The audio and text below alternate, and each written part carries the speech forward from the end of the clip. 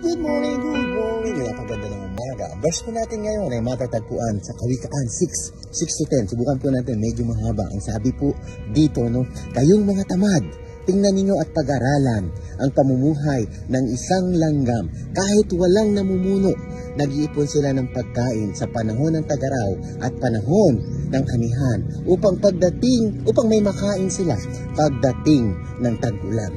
Kayong mga tamad, kailan kayo gigising? Gising. Good morning sa umagang ito, no? Pag-aralan natin ang pamumuhay ng isang langgam. Nagsisikap sila sa kanilang pamumuhay. Ikaw, baka tutulog ka, gising din.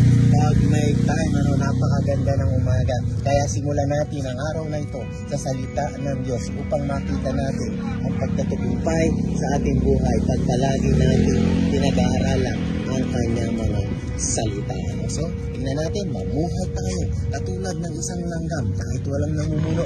Nagsisikap sila para sa kanilang ikabubuhay. That's 1 minute. See you tomorrow, mga kapatid. God bless us all.